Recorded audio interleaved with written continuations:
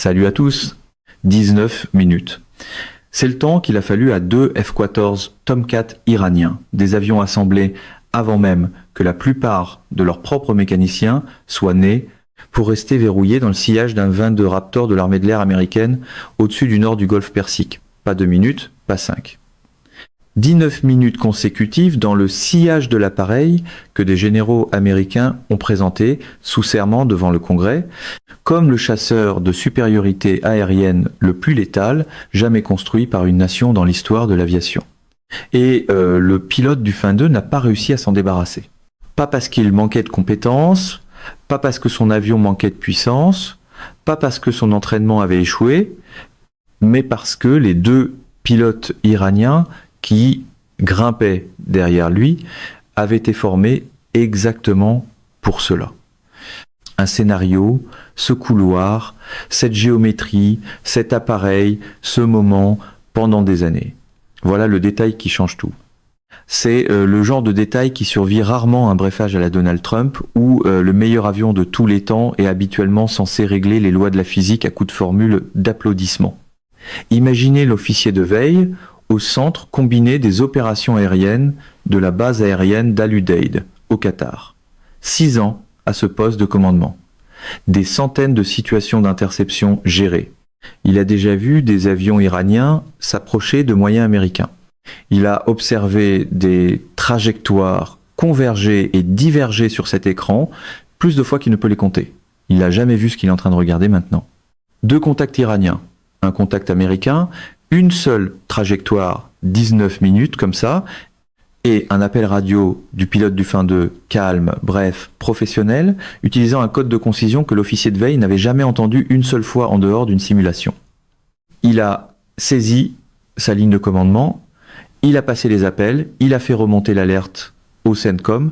Le temps que toute la chaîne de réponse soit activée, les 19 minutes étaient presque terminées. Aucun slogan de rassemblement ne pouvait raccourcir ces 19 minutes. L'écran radar n'attendait pas une casquette de campagne. Ce qui s'est produit dans les dernières secondes de ces 19 minutes, et ce que cela a révélé sur une faille dans la doctrine américaine de supériorité aérienne, que le programme Fin 2 n'avait jamais été chargé de combler, a changé durablement la façon dont l'armée de l'air américaine conçoit ses opérations dans un espace aérien confiné, adjacent au territoire d'un adversaire. C'est pas l'histoire de 2 vieux avions qui poursuivent un avion récent. C'est la leçon la plus importante pour la puissance aérienne américaine depuis le Vietnam. Une leçon qui n'a rien coûté à livrer, mais que l'on ne peut ignorer sans en payer le prix. Mais pour comprendre ce que ces 2 pilotes iraniens faisaient dans le nord du Golfe ce matin-là, il faut comprendre ce que l'Iran fait depuis 20 ans. Pas avec des missiles, pas avec des drones, pas avec la guerre électronique, mais avec des tactiques, avec une étude patiente, disciplinée, opérationnellement précise, sur la manière de prendre un avion à 150 millions de dollars avec un pilote formé pendant une décennie, et de les placer tous les deux dans une situation dont les concepteurs de l'appareil ne les avaient jamais sortis.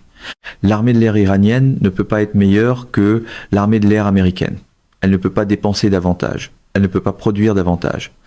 Elle ne peut pas entraîner ses pilotes plus longtemps, remplir ses hangars plus profondément, ni développer un avion plus avancé que le pays qui a inventé la furtivité, la supercroisière et la fusion de capteurs.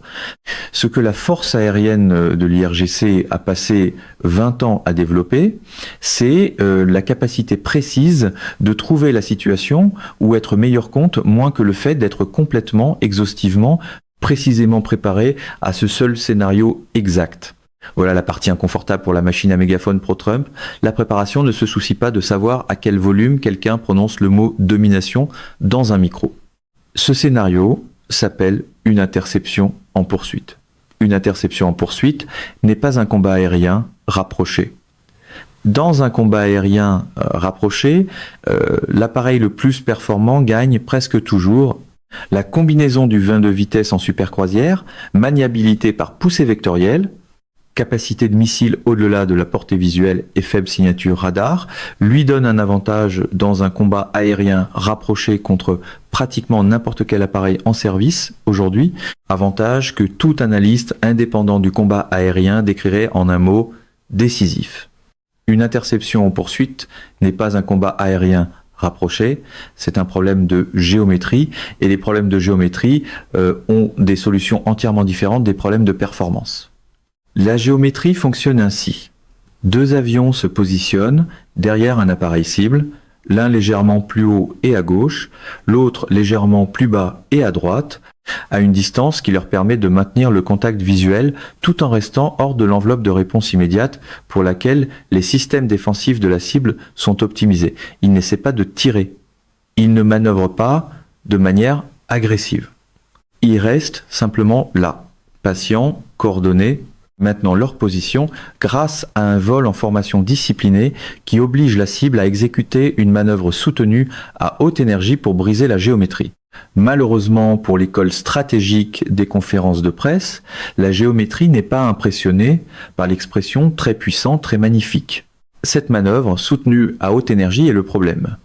Le Fin 2 en configuration de supercroisière consomme du carburant à un rythme que sa capacité interne peut soutenir pour une durée de mission définie. Cette durée est calculée selon le profil de mission assigné à l'appareil. Patrouille, surveillance, appui, escorte. Elle n'est pas calculée pour 19 minutes de manœuvre soutenue à haute énergie dans un couloir confiné afin de briser une géométrie d'interception en poursuite. Lorsque le Fin 2 exécute les manœuvres nécessaires pour briser une poursuite, virage serré, changement d'altitude, variation de vitesse, il brûle du carburant à un rythme qui réduit considérablement le temps de mission restant.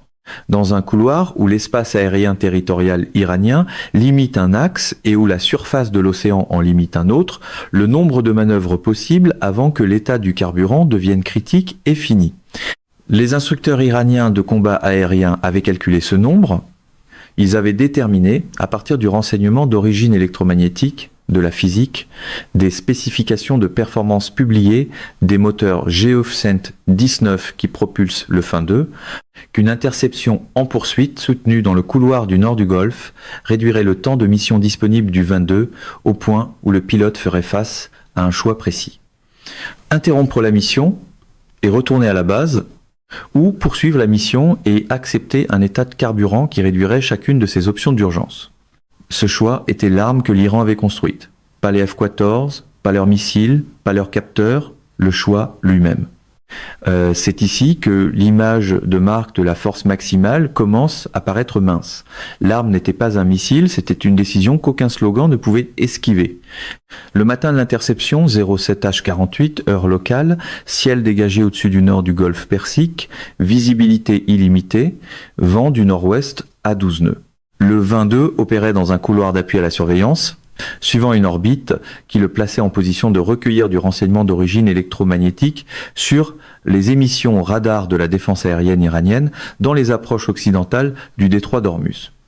Ce n'était pas une mission de combat, mais une mission de collecte.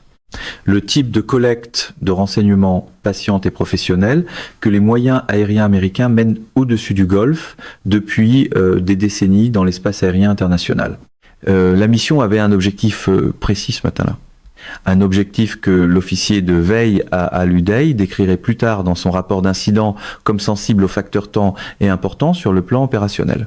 Une fenêtre de renseignement d'origine électromagnétique sur un système radar de défense aérienne iranien que les planificateurs américains devaient caractériser avant une opération plus large prévue plus tard dans la semaine. L'Iran savait que cette fenêtre existait. Non pas parce qu'il avait lu le plan opérationnel américain, mais parce que le schéma d'orbite du Fin 2 au cours des 4 jours précédents avait été suffisamment constant.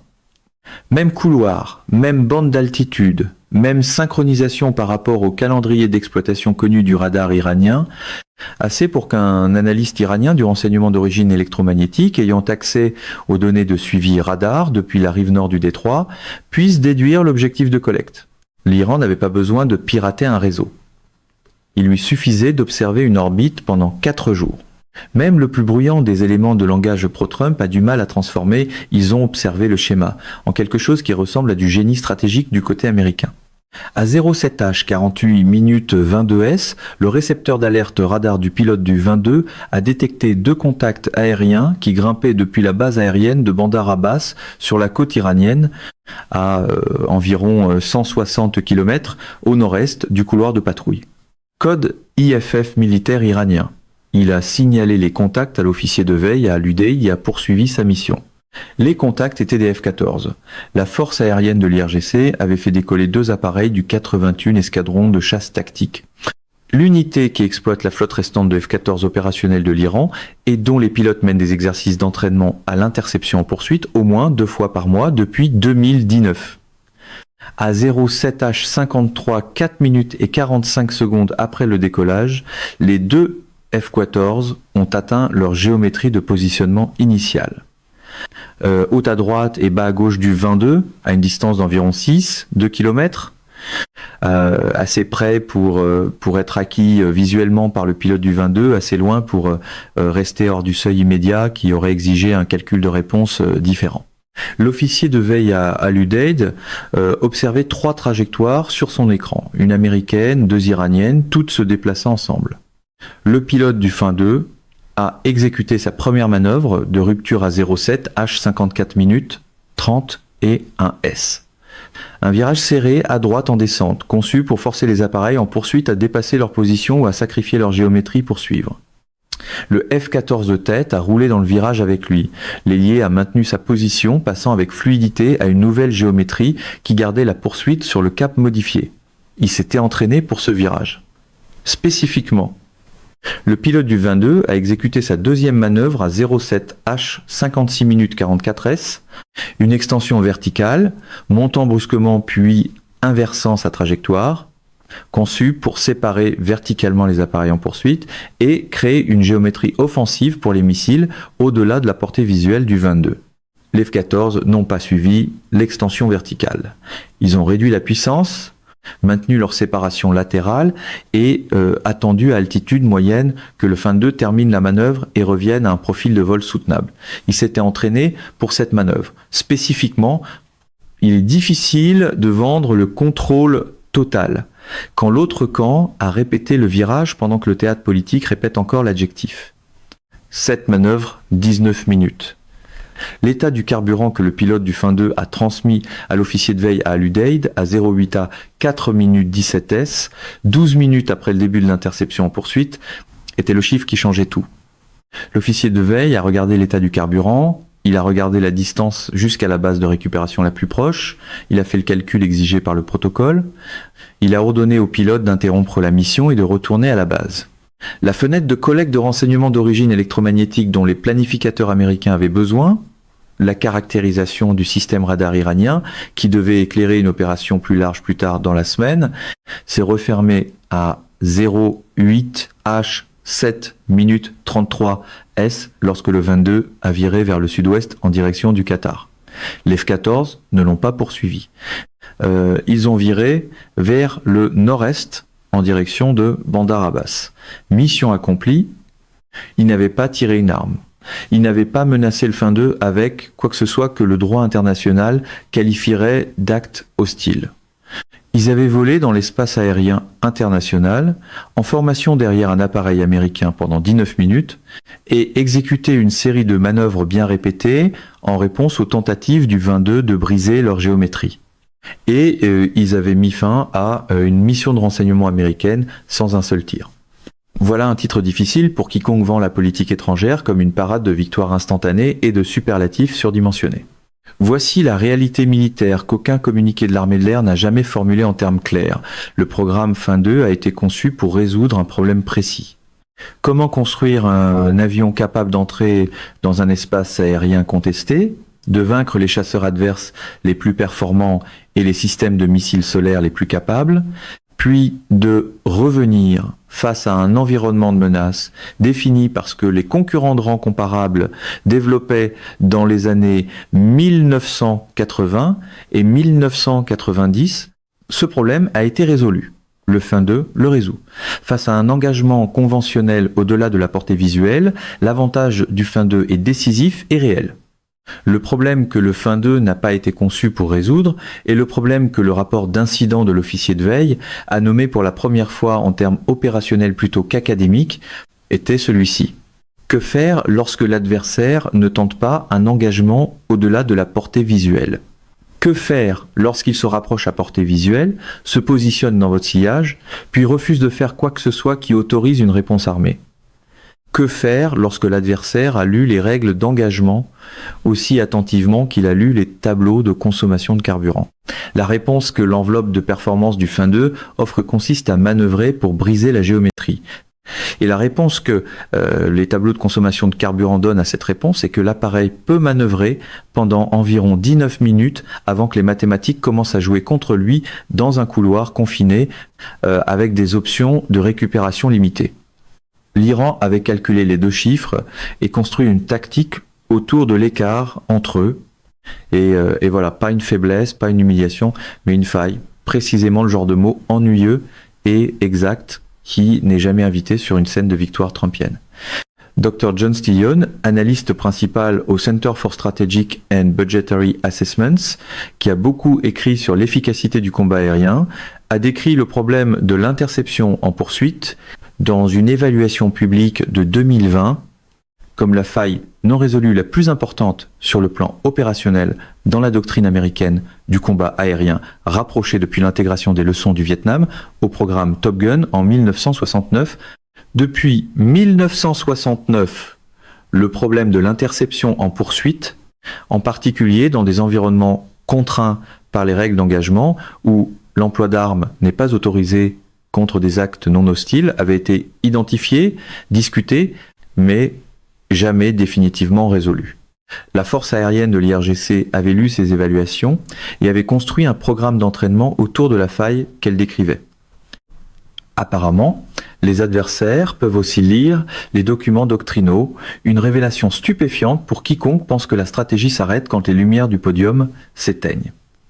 Le rapport d'incident de l'officier de veille, déposé dans les 4 heures suivant le retour du 22 à l'UDAID, a été classifié à un niveau qu'il a envoyé directement sur le bureau du commandant de la composante aérienne des forces combinées, plutôt que dans la file d'examen standard des incidents. La raison n'était pas la perte d'un appareil. La raison était la mission qui n'avait pas été menée à terme et la conséquence opérationnelle qui en avait découlé.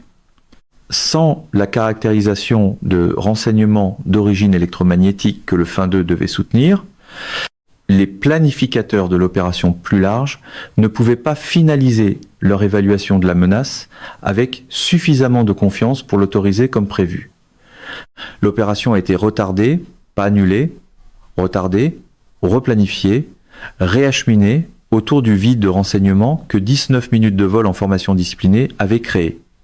L'Iran n'avait pas détruit d'avions, l'Iran n'avait pas tué de pilotes, l'Iran avait déplacé un calendrier opérationnel américain en utilisant 2 avions construits dans les années 1970. Pas d'explosion, pas de boule de feu spectaculaire, juste un calendrier déplacé par des tactiques, ce qui est beaucoup plus difficile à emballer dans un bandeau. Nous avons gagné énormément. Le général Kenneth Mackenzie, qui a été commandant du CENTCOM pendant la période où les tactiques d'interception en poursuite étaient devenues une caractéristique régulière des interactions iraniennes avec les moyens aériens américains dans le Golfe, a décrit la logique stratégique dans un discours public à la National Defense University en 2022. La tactique adverse la plus dangereuse n'est pas celle qui coûte un avion. C'est celle qui impose un choix entre accomplir la mission et accepter un risque, ou accepter le coût de ne pas l'accomplir. Les 2 choix ont des conséquences. L'adversaire qui impose ce choix a accompli quelque chose de réel sans tirer une arme. Sans tirer une arme. Cette seule phrase suffirait probablement à ruiner tout un après-midi de commentaires télévisés gonflés à la testostérone politique. Il y a maintenant une conclusion que certains pourraient tirer, mais que les faits disponibles ne soutiennent pas.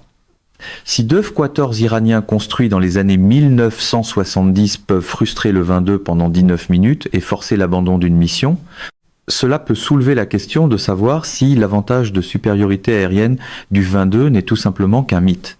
Cela peut aussi soulever la question de savoir si un programme de 66 milliards de dollars a produit un avion que 2 vieux appareils peuvent neutraliser sans armes.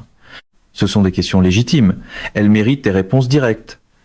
L'interception en poursuite n'a pas prouvé que les F-14 iraniens sont à la hauteur du 22 dans n'importe quel scénario de combat aérien conventionnel.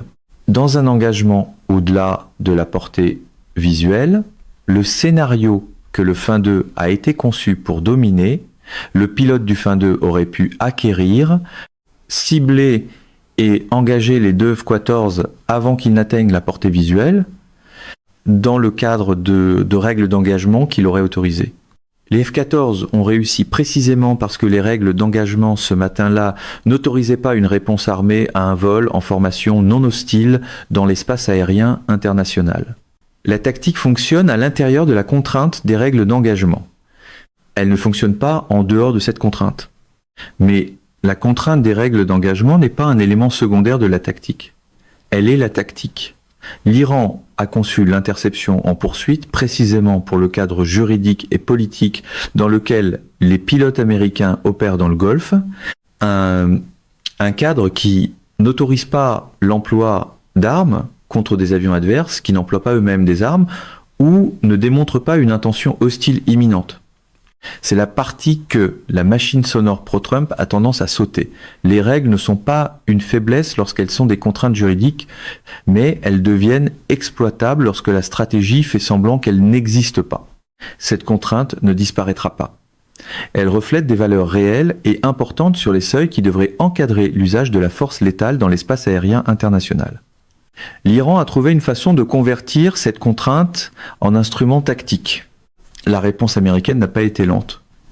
Les couloirs de patrouille standard dans le nord du Golfe ont été révisés, pas abandonnés, révisés en ajoutant de l'espace latéral entre les couloirs et la côte iranienne afin de réduire la géométrie confinée qui rendait l'interception en poursuite la plus efficace.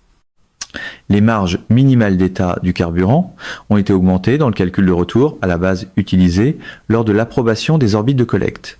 Et une exigence a été ajoutée.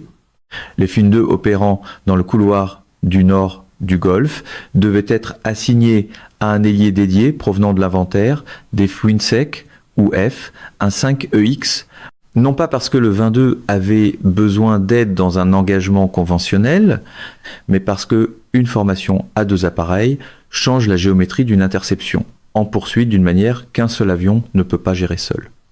Deux avions iraniens avaient forcé l'armée de l'air américaine à changer la façon dont elle fait voler son appareil le plus avancé dans le Golfe. Et, contrairement à une promesse de campagne, ce changement devait survivre au contact des tableaux de carburant, des trajectoires radars et des plans de vol réels. L'armée de l'air des Émirats arabes unis a demandé et reçu un briefage classifié sur l'incident américain et les révisions tactiques qui ont suivi. Les Émirats arabes unis ont intégré la géométrie révisée des couloirs dans leur propre planification de patrouille en moins de 2 semaines. La Royal Saudi Air Force d'Arabie Saoudite, dont les F, 1-5 SA avaient déjà été soumis à des interceptions en poursuite de l'IRGC lors d'au moins 3 occasions documentées précédentes, a utilisé l'incident américain comme levier dans un débat interne sur les marges minimales de carburant que ses propres planificateurs menaient depuis 18 mois sans succès. Le débat a été tranché en 1 semaine. L'Iran avait utilisé 2 avions et 19 minutes pour modifier la planification des patrouilles de 3 forces aériennes. Mais voici le détail que la communauté d'analyse n'a pas examiné avec suffisamment de profondeur. L'interception en poursuite de ce matin-là n'était pas une réponse spontanée à la présence d'un avion américain dans les environs. Les F-14 avaient été prépositionnés à Bandar Abbas en alerte au sol de 4 heures, ce qui n'était pas leur posture standard, qui implique des cycles d'alerte plus longs, précisément parce que le réseau iranien de renseignement d'origine électromagnétique avait signalé que le schéma d'orbite du Fin 2 au cours des 4 jours précédents correspondait à un objectif de collecte sensible au facteur temps. L'Iran n'a pas fait décoller 2 avions parce qu'un appareil américain était à proximité. L'Iran a fait décoller 2 avions parce qu'il avait identifié ce que l'appareil américain tentait de collecter et qu'il avait décidé que cette collecte devait être interrompue avant de pouvoir être accomplie. Ce n'est pas le genre de comportement adverse qui disparaît parce que quelqu'un le qualifie de faible à la télévision. Le général Brett Hernandez, ancien haut responsable du renseignement de l'armée de l'air, a décrit ce niveau de contre-renseignement opérationnel comme une maturation de la capacité militaire iranienne que la plupart des évaluations occidentales plaçaient au moins 3 ans plus loin dans l'avenir, 3 ans d'avance sur l'estimation du renseignement américain en volant sur des appareils construits dans les années 1970. Cet écart de 3 ans entre le moment où le renseignement américain estimait que l'Iran atteindrait cette capacité et le moment où l'Iran l'a effectivement démontré est le détail le plus alarmant de tout l'incident. Car si l'évaluation s'est trompée de 3 ans sur cette capacité, la question posée discrètement dans les semaines qui ont suivi au sein de chaque agence américaine chargée d'évaluer les capacités militaires iraniennes était celle-ci: sur quoi d'autre l'évaluation se trompe-t-elle de 3 ans? Cette question est moins divertissante qu'une fanfaronnade, mais elle est beaucoup plus utile que de prétendre que chaque brefage peut être réparé avec un adjectif plus bruyant. Revenons au début. Cet officier de veille a alludé 6 ans à la ligne de commandement, des centaines de situations gérées, un professionnel dont tout le travail consiste à voir l'ensemble du tableau et à passer les appels exigés par le protocole lorsque ce tableau montre quelque chose qu'il n'a jamais montré auparavant. Il a vu quelque chose pour lequel le protocole n'avait pas été écrit. 2 contacts iraniens, un contact américain, une seule trajectoire, 19 minutes comme ça, et un chiffre d'état du carburant qui a pris la décision pour lui avant que le protocole ait pleinement rattrapé ce qui se passait. Il a pris la bonne décision, il a protégé le pilote, il a correctement fait remonter l'alerte, il a rédigé un rapport détaillé, précis et honnête, incluant le détail de la mission qui n'avait pas été accomplie et de la conséquence opérationnelle qui en avait découlé. Ce rapport, honnête et ancré dans l'opérationnel, est ce qui a tout changé ensuite, parce qu'il a nommé le problème avec précision, non pas dans le langage prudent des estimations du renseignement, non pas dans le langage abstrait des évaluations académiques de la menace, mais dans le langage opérationnel d'un homme qu'il avait vu se produire sur son écran en temps réel et qui avait écrit exactement ce qu'il avait observé.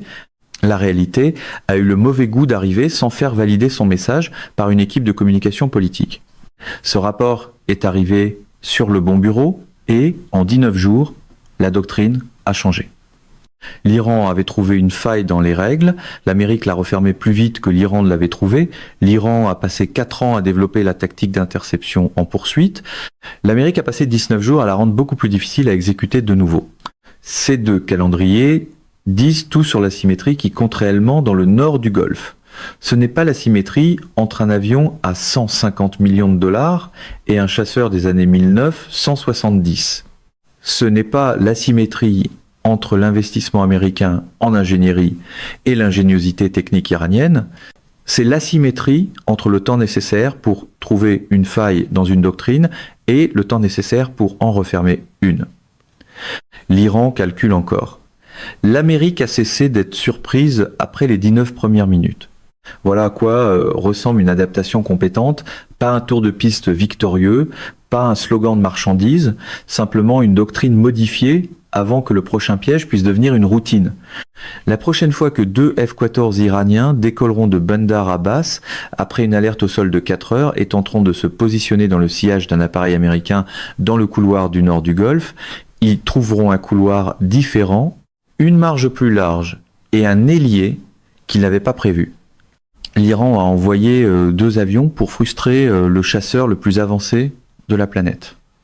Il a réussi une fois pendant 19 minutes et tout ce qui s'est produit après ces 19 minutes a fait en sorte que ce soit le succès tactique le plus coûteux jamais obtenu par l'armée de l'air iranienne, mesuré non pas en carburant, en sortie ou en avion, mais dans la doctrine qu'il a définitivement retirée le jour où le rapport de l'officier de veille est arrivé sur le bon bureau.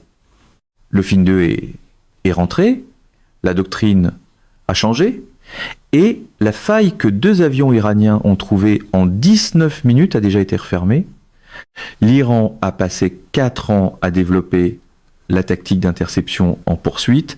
L'Amérique a passé 19 jours à la rendre beaucoup plus difficile à exécuter de nouveau. Ces 2 calendriers disent tout sur l'asymétrie qui compte réellement dans le nord du Golfe.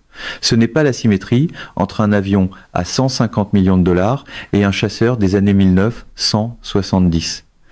Ce n'est pas l'asymétrie entre l'investissement américain en ingénierie et l'ingéniosité technique iranienne, c'est l'asymétrie entre le temps nécessaire pour trouver une faille dans une doctrine et le temps nécessaire pour en refermer une. L'Iran calcule encore. L'Amérique a cessé d'être surprise après les 19 premières minutes. Et c'est peut être la vraie leçon pour quiconque vend la politique étrangère comme du théâtre. L'ennemi étudie les schémas, pas les applaudissements.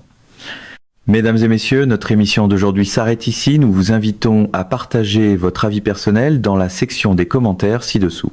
Pouvoir, Vérité vous salue et vous donne rendez-vous très bientôt.